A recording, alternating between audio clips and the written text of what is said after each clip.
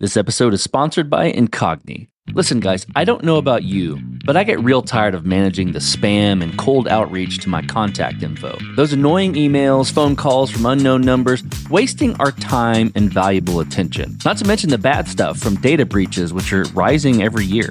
To top it off, data brokers out there harvest our information and sell it to people who intend to spam you and scam you. So what do we do about it? Well, I use Incogni. I signed up to use the platform, and within 30 minutes, hundreds of requests have been sent and completed, removing my data from the public view. Incogni tracks down and removes your personal data from online directories, people search sites, and commercial databases. The process is fully automated for the hundreds of known data brokers who sell our data without consent. Got a site that they don't auto-hit? No problem. There's a custom removal feature to take down almost everything that is exposed online. So take it from me and take back your personal data with Incogni. Go to incogni.com/codestory and use code CODESTORY at checkout to get 60% off annual plans. You can also find the link in the episode description. That's incogni.com/codestory, because they can't harm you if they can't find you. This episode is brought to you by Propel. People take authentication for granted, but it's more than how customers log into your product. It's how you manage your relationship with your users.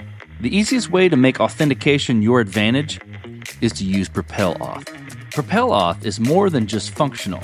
It's powerful. With tools like Managed UIs, Enterprise SSO, robust user management features, and actionable insights, Propel Auth adapts as your product grows. And the best part? When auth is effortless, your team can focus on scaling, not troubleshooting. That means more releases, happier customers, and more growth for your business. Save dev time, win over your customers, and propel your business forward with Propel Auth. Check them out at propelauth.com. That's PROPELAUTH.com. This episode is brought to you by Paddle. Don't settle for less when you can have more, MOR, with Paddle, your merchant of record. Eliminate the headaches of payments, grow your revenue everywhere, and focus on what you do best, building your product. Get more revenue with less hassle at paddle.com. This episode is sponsored by Code Crafters. As an engineer myself, I know that the best way to learn how to code is to build something new. But sometimes it's hard to come up with project ideas as well as find a community of folks on the same learning path. That's where Code Crafters comes in. With Code Crafters, you can build something that actually stimulates your mind while strengthening your engineering fundamentals. And you can do so by using your favorite IDE or tools to code and build your own Git, Redis, or HTTP server in the language of your choice. Languages like Rust, C++, or Go. Code Crafters is designed to optimize your learning experience as it's designed for productivity. Sign up today and become a better, more confident programmer. Visit codestory.co/codecrafters. That's CODECRAFTERS to get started and get 40% off your upgrade. Okay, guys, I got a serious update for you. You heard me talk about SEMA and the product roadmap radar. I just caught up with Matt, who's the founder there, and he gave me the latest on what they are building. And my mind is blown. The team at SEMA are taking things to the next level. Built around the core of the product roadmap radar, i.e. code and Jira analysis, they are building agent orchestration across the product lifecycle. Picture this. You hook up this system same as before, i.e. integrate your repository and your backlog, Jira today. From that point, SEMA's agent analyzes the codebase and makes suggestions as to what needs to be done next and what could improve, optimize the product. Then, if those tasks are routine, the agent assigns the task to a coding agent, think something like Devin, to complete the minutia, while assigning the human-in-the-loop task to engineers themselves. What you end up with is engineers focusing on building core competency features while AI handles all the rest. If you're not salivating right now, I don't think you fully understand what this means. But here's what I would suggest. Right now, their product is in a closed beta, and SEMA is looking for folks to sign up for their Product Intelligence Advisory Board. This gives you the opportunity to use the product, give feedback, help shape the future of what's built. Oh, and not to mention additional free usage of the product potentially through the end of 2026. So, if that fits your workflow and toolset, you need to reach out today. Go to codestory.co/nextlevel, NEXTLEVEL, and reach out to Matt at SEMA to learn more and join the Product Intelligence Advisory Board. Again, that's codestory.co/nextlevel. This episode is sponsored by Postman. Postman is the world's leading API platform, trusted by 98% of the Fortune 500 and over 40 million developers. Tap into APIs from 18,000 plus companies to power agents that make smarter decisions. Learn more at postman.com/podcast/codestory. This message is sponsored by Melee Search. Today, search isn't just a feature, it's a cornerstone. And Melee Search gives your users the experience they need with lightning-fast performance, full-text search, AI usage, and multimodal capabilities. Melee Search delivers relevant results in less than the blink of an eye. Use the promo code CODESTORY at checkout to get 2 months free at meleesearch.com. That's MEILI search.com. This episode is sponsored by NordProtect. In a world where data breaches are on the rise and identity theft is becoming more common, you have to take steps to protect yourself. NordProtect offers you everything you need to keep your identity safe, all in one easy place. It's built to help you safeguard your identity with advanced automation that works 24/7 on your behalf. Things like dark web monitoring, credit monitoring, security alerts, and more. And if the worst should occur, the platform walks alongside you for identity restoration. NordProtect plans come with financial coverage across a wide range of threats, from identity theft to online fraud and scams, so you are covered when it matters most. Get an exclusive 5% discount on NordProtect plans. Go to nordprotect.com/codestory and use the code CODESTORY at checkout. You can also find the link in the episode notes. That's nordprotect.com/codestory. Hello, listeners. Today, we are kicking off a new series entitled Developer Chats, hearing from the large-scale system builders themselves. In this episode, we are talking with Svyatoslav Babinets, engineering manager at Meta. Svyatoslav helps to illuminate the approaches he takes when building larger-scale systems, connecting millions of users and motivating users and developers alike.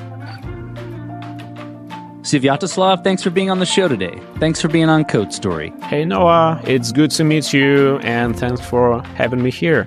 Absolutely. Before we jump into our conversation for today, I'd love to learn more about you. Tell me and my audience a little more about you.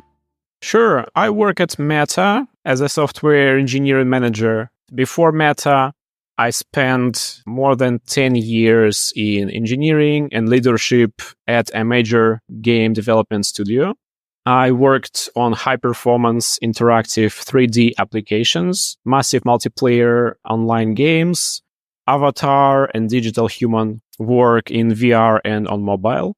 And it included updates to live products with millions of users. And I've led teams from small groups to over 100 people across multiple engineering domains. And I like building useful systems and helping people grow. No, for sure. That's obvious. And the path that you've taken there, you've worked on everything from large-scale multiplayer worlds to social technologies that power digital presence. I'm curious, how did that journey shape the way that you think about engineering today? It's a big topic. From my experience, large-scale multiplayer is usually client-server. The client, in lots of cases, does the heavy work on a local user's device.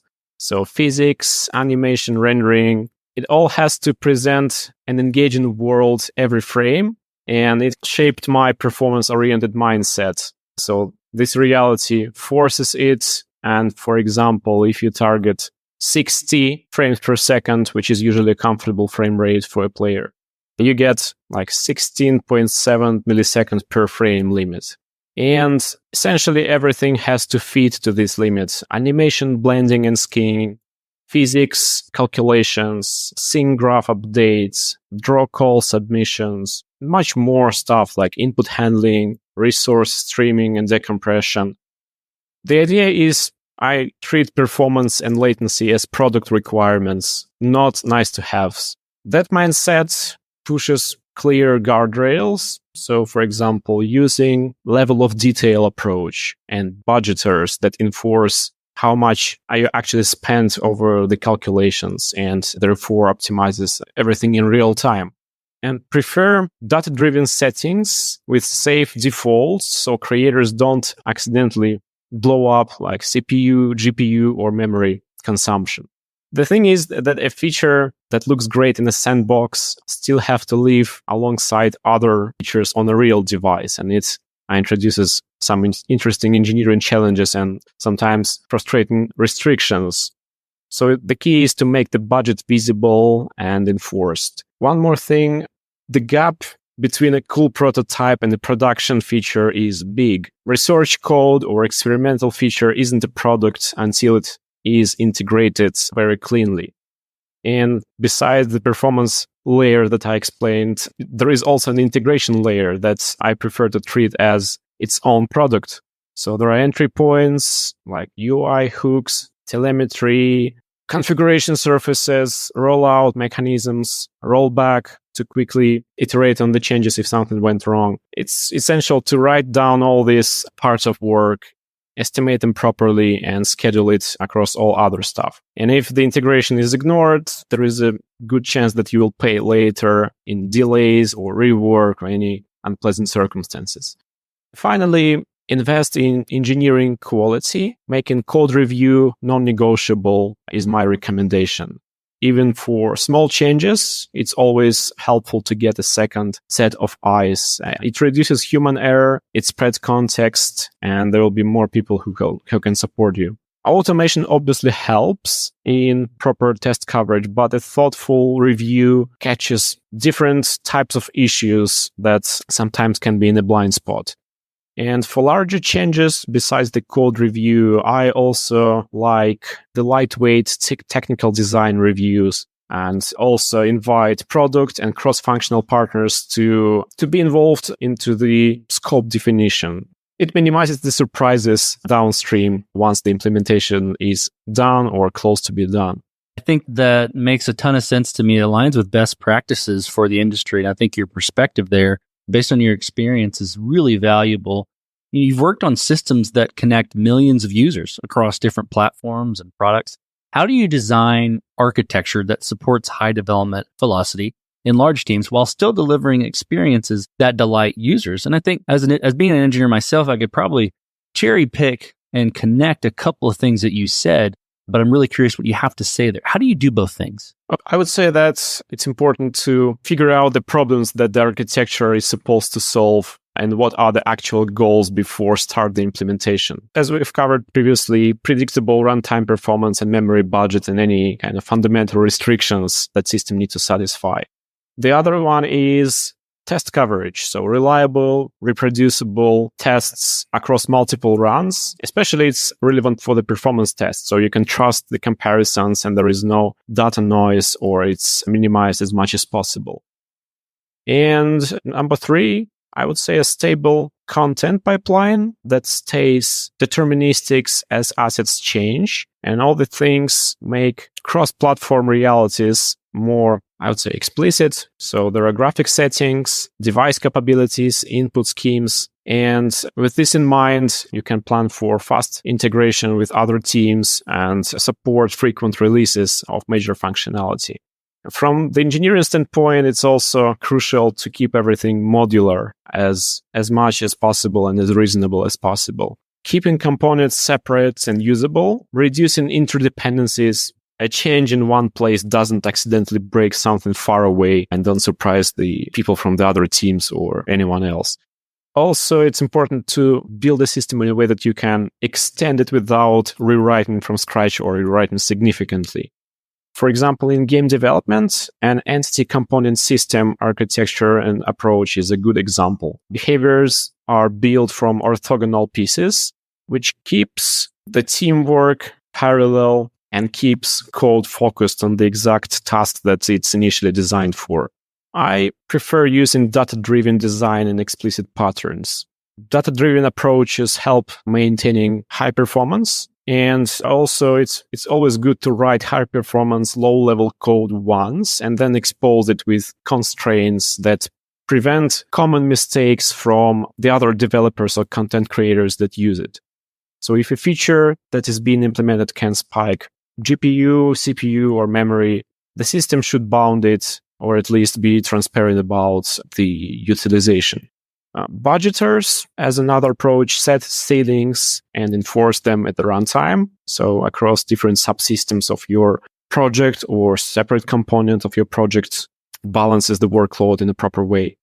Also, the dashboards that help with visibility. The thing is, budgeter is there to prevent overload, not just report it, but it's important to also have places where you can see visually what's going on. Also, it's very important to have end-to-end tests to actually try the actual product the user will touch, not only isolated units. So in addition to the unit tests, it's great to have something that launches real builds, loads content, drives input, so you can actually see what user feels and how usable the product is. So again, frame time stability, load time, input to action delay, how your application behaves in with real network, not just in like perfect isolated environment. Visual correctness, visual artifacts to be prevented. Cross-device behavior if you support multiple platforms. We invest in modular end-to-end suites that run reliably and fast enough for daily use. And when tests are trustworthy and quick, quality and velocity start supporting each other.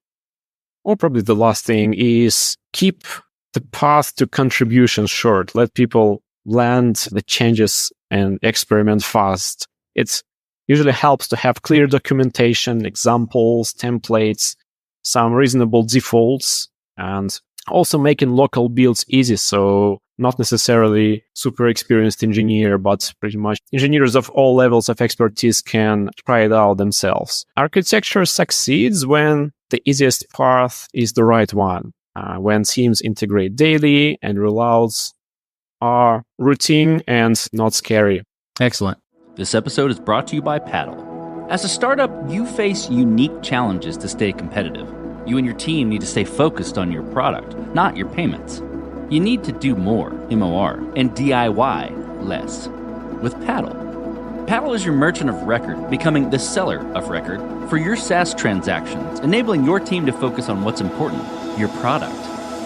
Paddle handles all payment management across multiple gateways and methods, taking ownership of tax liability while remaining compliant with regulations across all markets. The platform handles all aspects of SaaS billing models, upgrades, add-on, trials, and more. Let's look at the results. MOR revenue optimization is built into Paddle and accounts for up to 16% higher conversion rates, reduced payment failures, localized pricing, and churn prevention, recovering 40% of cancellations.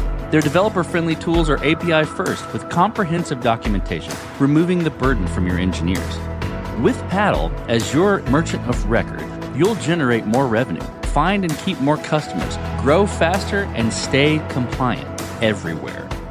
So what are you waiting for? Get more revenue with less hassle at paddle.com. Okay, guys, I got a serious update for you. You heard me talk about SEMA and the product roadmap radar. I just caught up with Matt, who's the founder there, and he gave me the latest on what they are building. And my mind is blown. The team at SEMA are taking things to the next level. Built around the core of the product roadmap radar, i.e. code and Jira analysis, they are building agent orchestration across the product lifecycle. Picture this. You hook up this system same as before, i.e. integrate your repository and your backlog, Jira today. From that point, SEMA's agent analyzes the codebase and makes suggestions as to what needs to be done next and what could improve, optimize the product. Then, if those tasks are routine, the agent assigns the task to a coding agent, think something like Devin, to complete the minutia, while assigning the human-in-the-loop task to engineers themselves. What you end up with is engineers focusing on building core competency features, while AI handles all the rest. If you're not salivating right now, I don't think you fully understand what this means. But here's what I would suggest. Right now, their product is in a closed beta, and SEMA is looking for folks to sign up for their Product Intelligence Advisory Board. This gives you the opportunity to use the product, give feedback, help shape the future of what's built. Oh, and not to mention additional free usage of the product, potentially through the end of 2026. So, if that fits your workflow and toolset, you need to reach out today. Go to codestory.co/nextlevel, NEXTLEVEL, and reach out to Matt at SEMA to learn more and join the Product Intelligence Advisory Board. Again, that's codestory.co/nextlevel. This episode is brought to you by Vention, the engineering partner you need after the MVP launch. So you built fast with Lovable. You shipped your MVP, impressed investors, and maybe even landed your first users. Now comes the hard part. Vention's AI discovery workshops are built for teams who have moved fast and now need to figure out what's actually worth scaling. Led by senior engineers and an in-house CTO, the workshop helps you pressure test your use case, catch gaps early, and build a roadmap your team can actually deliver on, with the kind of engineering support that brings peace of mind, not second guessing. Lovable got you live. Vention gets you ready to scale. Go to ventionteams.com or book your AI workshop now at ventionteams.com/codestory and go from idea to impact faster. That's ventionteams.com/codestory. This episode is sponsored by Fullscale. Let me guess, your team's shipping sprint velocity looks good, but you're still asking yourself, is anyone actually thinking about the why? Matt Watson's been there. He's the founder behind Vin Solutions and Stackify and now runs Fullscale with a 300-plus person dev team. And after 2 decades in the trenches, he's seen the same pattern over and over.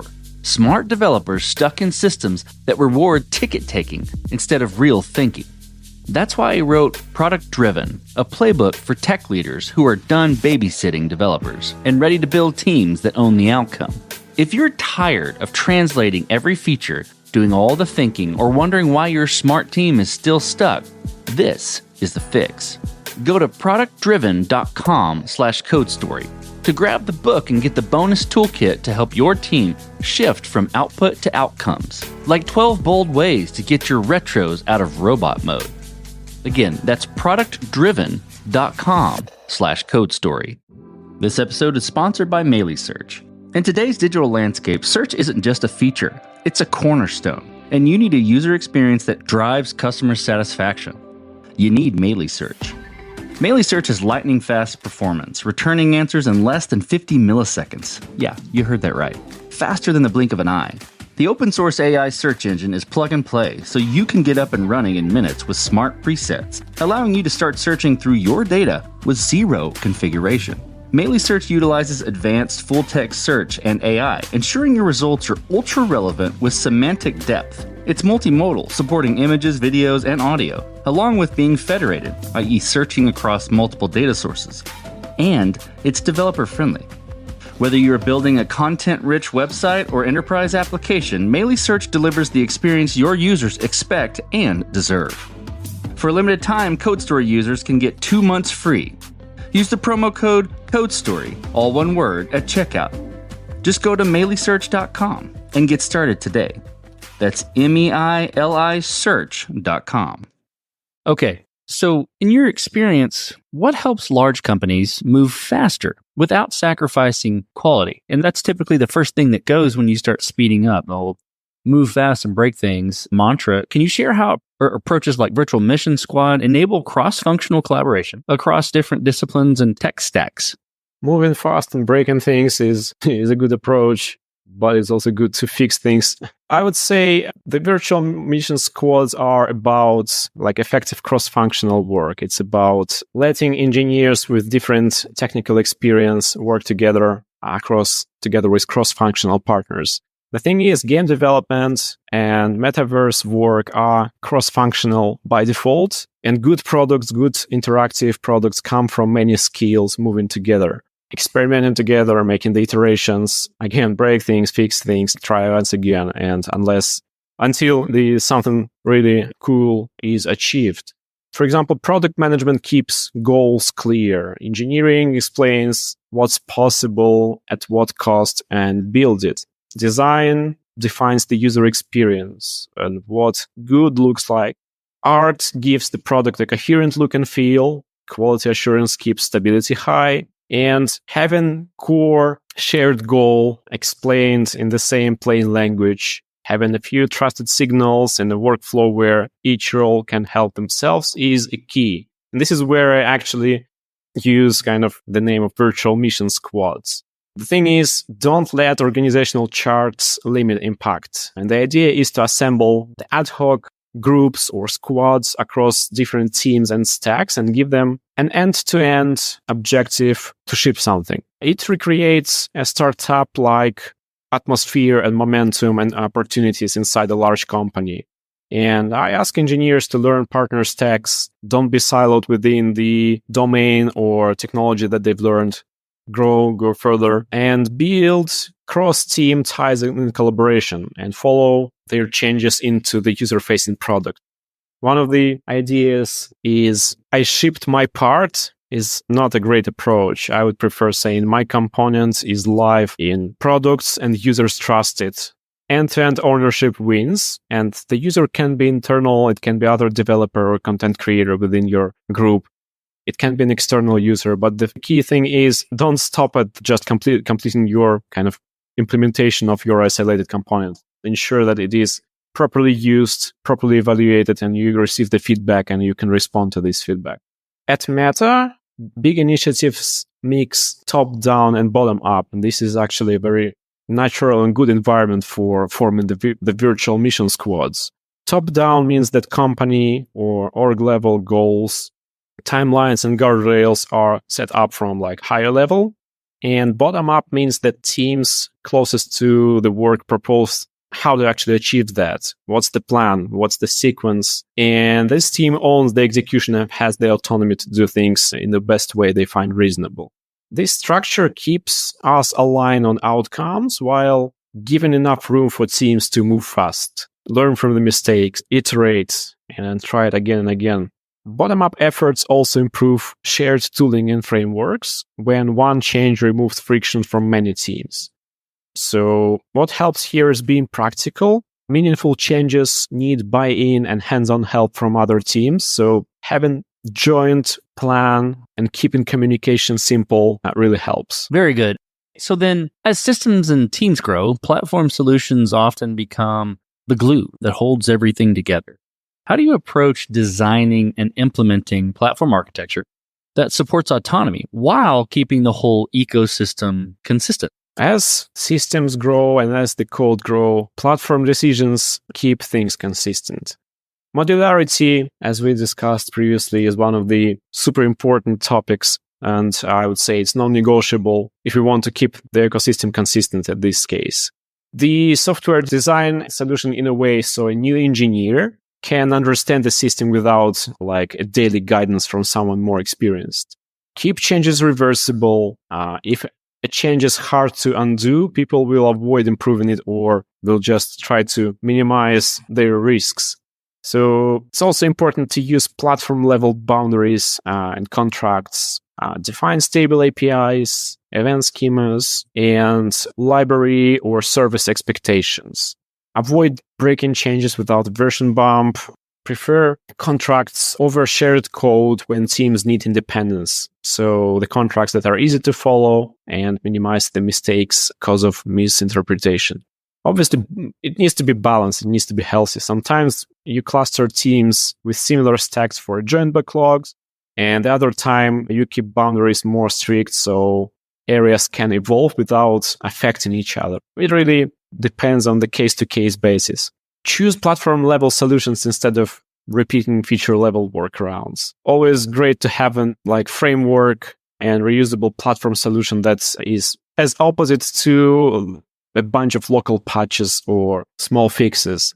There is a good concept called Conway's Law. It tells that your system mirrors how your organization communicates. And if you split, for example, into feature, platform, tools, and operations, or any other structure that is reasonable, the code base will start growing or showing seams in the exact same places. And each slice will start evolving at a different speed, at its own speed. And glue code will start freezing and representing all decisions rather than the most optimal snapshot of the reality of today. So my proposal usually is flip the mirror, define the development pipeline you want and design a system in a way that it drives the effective workflows. So practically speaking, don't fragment technology, UX, and data ownership. Use clear contracts. Ensure that no break-in changes come without a version. Provide a reasonably thin and lightweight SDKs, templates, and obviously support it with infra scaffolds. So the fastest path is the standard one.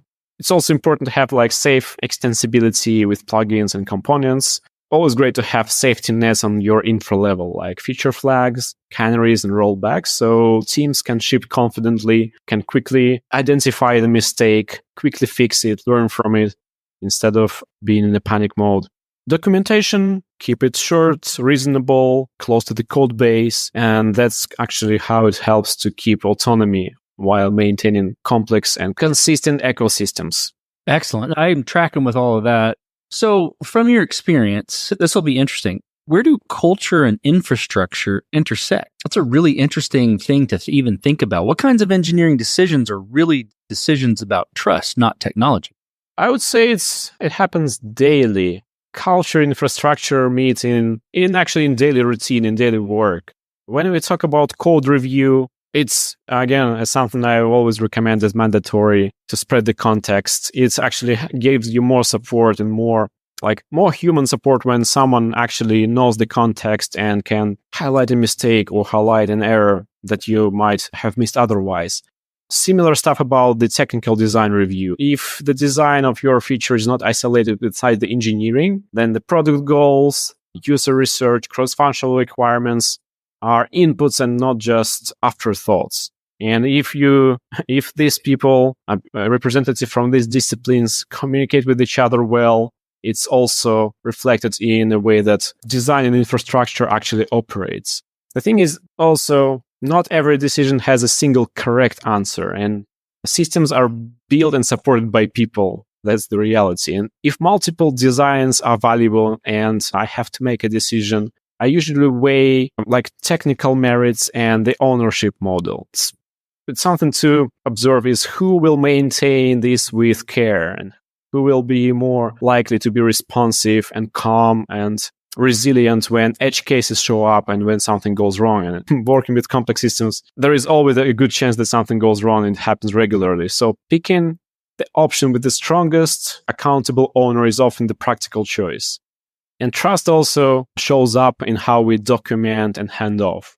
So write clear proposals, include trade-offs, keep some reasonable decision log. I also like small documents that in a free format that requests for comments from your colleagues with examples that can drive quick reviews. And when opinions are similar or options are similar, it's about choosing the path with lower future regret and clear ownership. So that's a trust decision as much as a technical one. Sometimes time is tight and you still need to choose. And in fast-moving environments or situations, I rely on the experience and judgments of the engineers who are the closest to the problem instead of waiting for a formal proof. So experience and gut feeling sometimes are very important, as well as the trust between people. And then just write down the decision we picked and set a follow-up to validate or adjust afterwards. At the end of the day, reliable systems come from reliable people who communicate with each other, keep their promises, and remove sharp edges for others. And a culture that rewards that behavior, it usually turns into infrastructure and systems that you can trust. This episode is brought to you by PropelOff. People take authentication for granted, but it's more than how customers log into your product. It's how you manage your relationship with your users. The easiest way to make authentication your advantage is to use PropelOff. PropelOff is more than just functional. It's powerful. With tools like Managed UIs, Enterprise SSO, robust user management features, and actionable insights, PropelOff adapts as your product grows. And the best part? When auth is effortless, your team can focus on scaling, not troubleshooting. That means more releases, happier customers, and more growth for your business. Save dev time, win over your customers, and propel your business forward with PropelOff. Check them out at propeloff.com. That's PROPELAUTH.com. This episode is sponsored by Search. In today's digital landscape, search isn't just a feature, it's a cornerstone, and you need a user experience that drives customer satisfaction. You need Search. Search has lightning-fast performance, returning answers in less than 50 milliseconds. Yeah, you heard that right. Faster than the blink of an eye. The open-source AI search engine is plug-and-play, so you can get up and running in minutes with smart presets, allowing you to start searching through your data with zero configuration. Search utilizes advanced full-text search and AI, ensuring your results are ultra-relevant with semantic depth. It's multimodal, supporting images, videos, and audio, along with being federated, i.e. searching across multiple data sources. And it's developer-friendly. Whether you're building a content-rich website or enterprise application, Search delivers the experience your users expect and deserve. For a limited time, CodeStory users can get 2 months free. Use the promo code CODESTORY, all one word, at checkout. Just go to melisearch.com and get started today. That's MEILI search.com. Okay, so you've worked both in games and in metaverse projects. So you've got vast experience in both areas. What do these worlds teach us about building systems that feel alive, where motion, identity, and emotion all need to synchronize? Yeah, these types of projects, games and metaverse, have a lot of stuff in common, and they teach very similar basics. It's about keeping collaboration tight.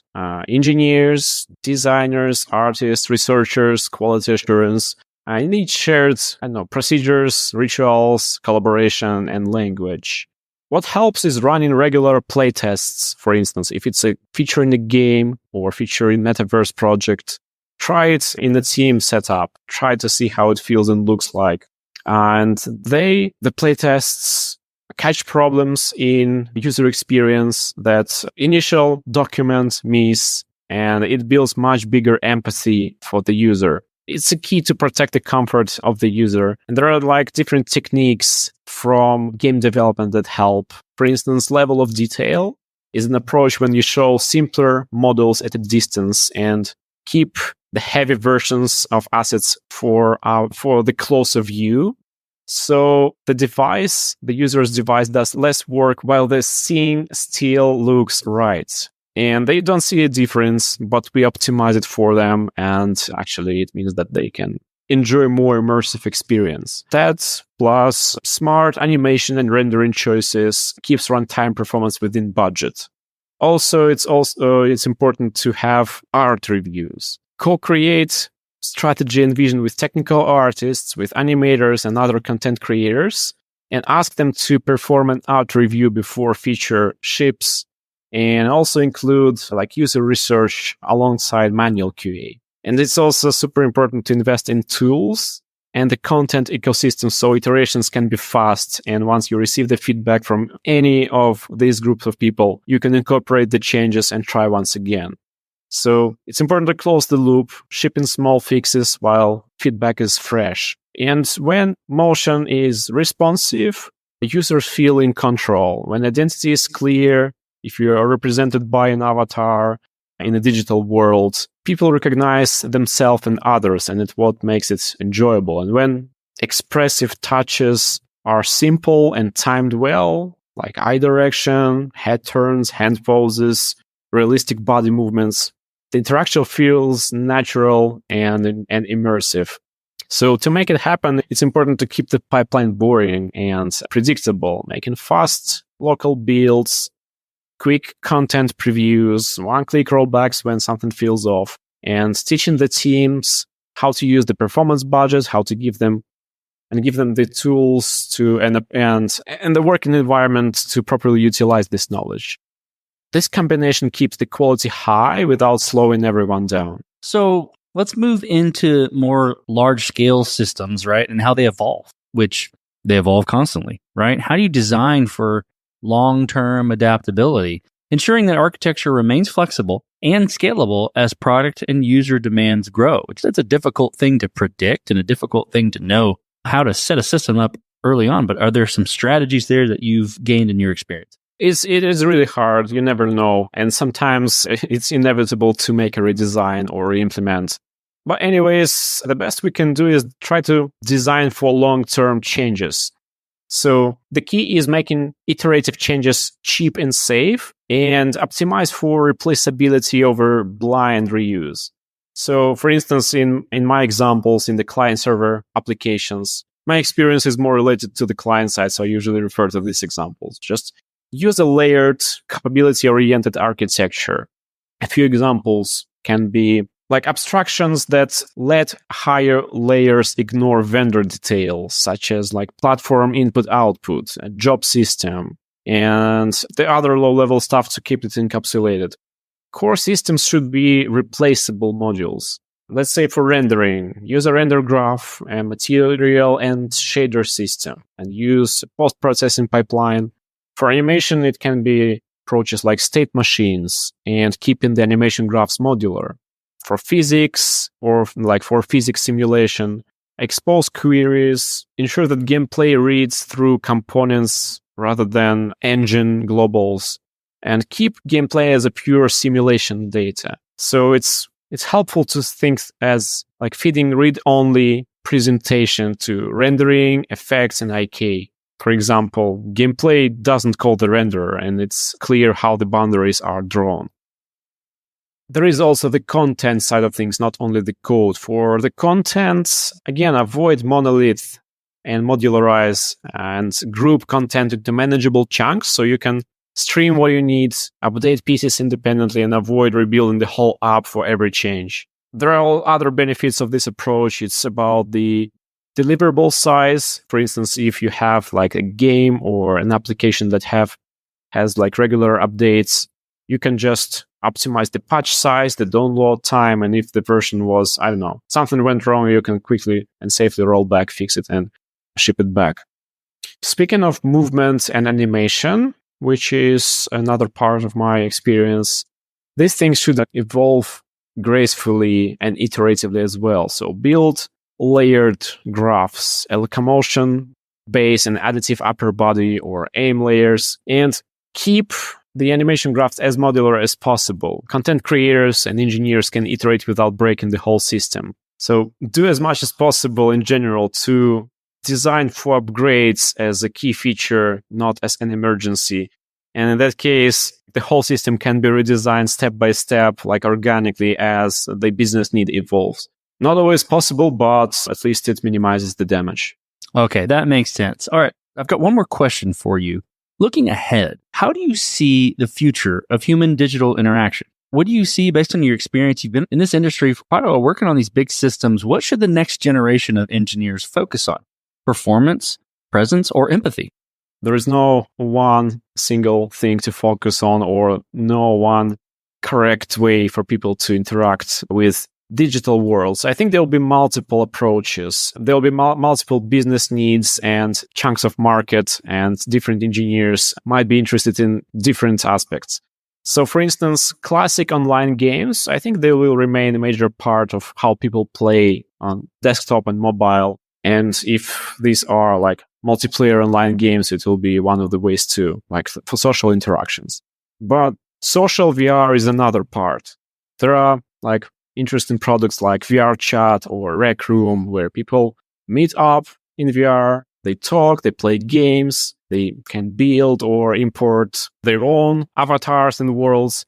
And it's less about realism. It's not like cinematic or like completely immersive experience in terms of visual quality. It's more about a shared space to have fun, essentially, to have fun and explore. And there is a room for even for crazy and fun things, like someone shows up as a tiny dancing fridge or a giant rubber duck or something like that. And it still works because the social layer is the point, and everyone agrees that presence and fun beats realism. So this is one slice of the market. At Meta, Horizon Worlds is an example of cross-play between mobile and VR, with people being represented by stylized avatars. And the goal here is to access a consistent identity so you can hang out with friends regardless of device. You can play games, you can participate at social interactions, you can enjoy the variety of content, including the user-generated content, which is another big component of the product and ecosystem. There is another niche, which is photoreal presence. And there is also work at Meta in this area. For instance, codec avatars is an approach where a capture system records facial and head movements, and a neural model compresses that signal into compact code. And there is another model that reconstructs your face in real time on the other end. And the idea is that you get transmitted the important parts of the expression efficiently. So the person you're talking to feels, or they are face to face with you, they feel like real presence, even though they're not in the same room. These use cases represent different needs, and I think multiple molds will likely coexist for a long time. Speaking of my advice to next generation of engineers, I would say don't pick between performance, presence, and empathy. You should just stack them inside. Performance is about making the experience possible and comfortable and smooth. Presence is something that makes it worth your time. So it's not just a technology, but something that you can actually, be present and see other people present. And empathy is something that make people want to come back. So I would say, practically speaking, use all of them. Well, I think that's fantastic advice. And from your experiences, have obviously come up with really good practices and really good approaches to these problems. I really appreciate you being on the show today. I feel like you have educated me and the audience, in particular, about the balance of system design. That's culturally, delightfully, as far as how you're delighting the customer with the product systematically and with flexibility in mind. Your approach to architecting large-scale systems is clearly based on best practices from years of experience. So thank you again for being on the show today. Thank you very much. That's been a great pleasure, and thanks for having me here. This has been an enlightening conversation with Svyatoslav.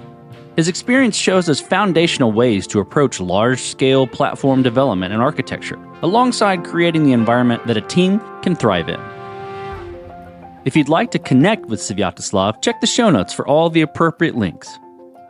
And thanks again for listening.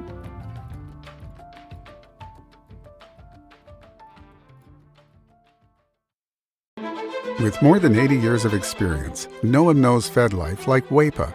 WEPA has covered feds and their families since 1943 with exclusive group term life insurance protection.